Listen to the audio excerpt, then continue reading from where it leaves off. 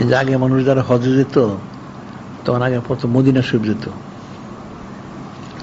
Medina শরীফ যে ওখানে 8 দিন 10 দিন 20 দিন থাকতো, এরপর তারা মক্কা শরীফে হজ করতো, হজ করে আবার ফিরে আসার সময় মদিনা শরীফ হয়ে আসতো। কারণ সে ওখানে যাবে, যাতে আরবে যাবে, সেখানে নূরে মুজাসসাম হাবিবুল্লাহ হুজুর পাক সাল্লাল্লাহু আলাইহি সাল্লাম ওনার দেশ, ওনার সাথে জিয়ারত সে করবে না, সে হজ করে, সে তো বেয়াদব। সে মানহাজ জালাইমার জন্য ফাঁকা জাফানি হজ করলো, সে আমার জিয়ারত করছে, সে বেয়াদব। এখন তো ওগুলি বাদ দিয়ে দিচ্ছে কাফের গুলি। উচিত ছিল প্রথমে মদিনা শরীফ যেতে হবে, সেখানে যে জিয়ারত করবে সে অনুমতি নিবে। এখন জিয়ারত করলে তার একটা অনুমতি হলো, সবারই তার সরাসরি বলা হবে না। জিয়ারত করে দোয়া করে তারপরে সে মক্কা শরীফে যাবে, হজ করবে, হজ করে তারপর হজ তার হয়ে আবার আসার সময় অনুমতি নিয়ে আসবে যে আমি হজ করছি, আমি দেশে যাওয়ার অনুমতি চাই, তাইলে সে মুসলমান। এখন তো এটা নাই, এটা আগে ছিল। পাকিস্তানে যারা হজ যেত প্রায় 2-3 মাস সময় লাগতো, 3 মাস সময় লাগতো আগে পরে সব মিলে, মক্কা শরীফ মদিনা শরীফ সব মিলে। এখন তো মনে পারলে 7-8 দিনে হজ করে আসে, নাউজুবিল্লাহ। মনে করে কোন রকম গিয়ে 7-8 তারিখে বুঝতে পারলে এরা মানলো, বাস 12 তারিখে সব কঙ্কন নিক্ষেপ করে দিয়া 13 তারিখে রওনা দিয়ে দিল, নাউজুবিল্লাহ।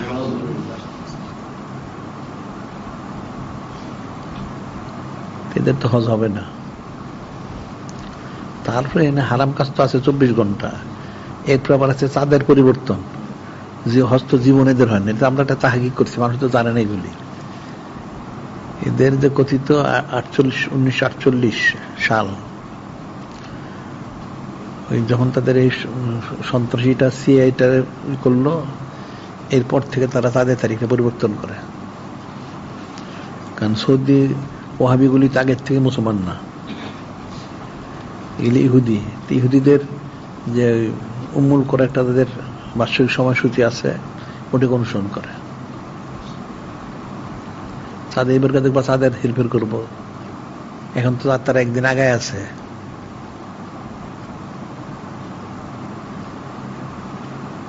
একদিন আগে যদি তার চাঁদ ঘোষণা করে দেয়, তাহলে তো আবার তারিখটা শেষ হয়ে গেল, মানুষ তার বুঝবে না।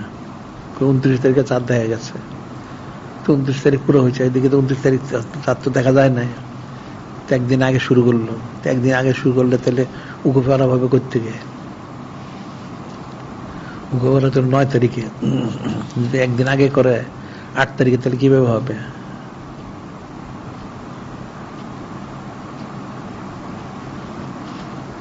আমরা অনেক লেখালেখি করলাম, ওই যা আছে তাই।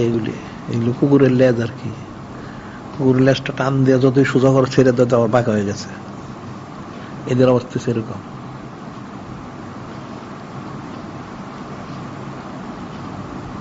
কারণ উকুফে আরাফার সাথে একটা ফরজ তরক হয় না, সব ফরজগুলি তরক হয়েছে, মানুষ জানে না এগুলি। সব ফরজ তরক হয় কিভাবে? প্রথম তো এহরাম বাঁধে, এহরাম হয়তো সে ঠিকই বাঁধলো, এখন উকুফে আরাফা হইল 9 তারিখ, সে করলো 8 তারিখে।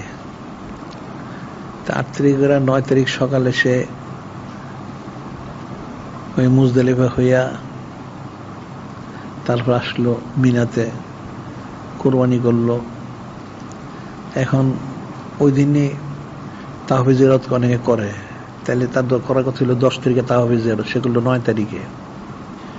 এখন তাহফিজ জিয়ারত করে আগে যে সাই করে হয়ে গেলো, তাহলে সে এরাম খুলে ফেলায়। তো এরামটা যে খুললো সে 9 তারিখে, এটা তো এই ফরজটা তো তরক হয়ে গেল শেষে। তার এরামটা তরক হয়ে গেল, তাওয়াফের জিয়ারতটা হয়ে গেল, এটা উকুফে আরাফাটা বাদ হয়ে গেল, সব বাদ হয়ে গেল। ফরজ 3টে বাদ, আর ওয়াজিব তো ধারাবাহিক সবগুলি। তার আরাফার ময়দানের ওয়াজিবটা গেল, মুজদালিফার ওয়াজিব গেল, কঙ্কন নিক্ষেপের ওয়াজিব গেল, কোরবানির ওয়াজিব তরক হয়ে গেল, চুল কাটার ওয়াজিব তরক হয়ে গেল, সব তরক হয়ে গেল। মূল ওয়াজিবগুলি তার তরক হয়ে গেল, তার হজটা পুরাই বাদ হয়ে গেল, নাউজুবিল্লাহ।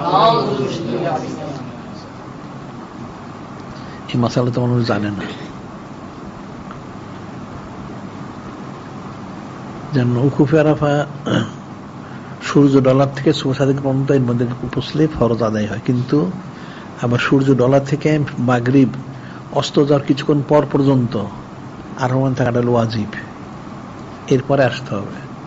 আবার মুজদালিফায় অনেকে মানুষের রাত্রি এসে পড়ে, অথচ রাত্রে থাকা হলো সুন্নত।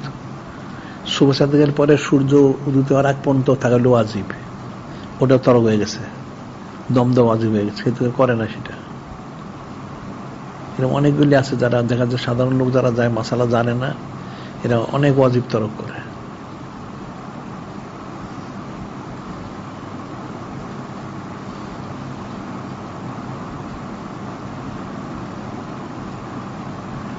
সে ইলমে দিন নাই বললেই চলে।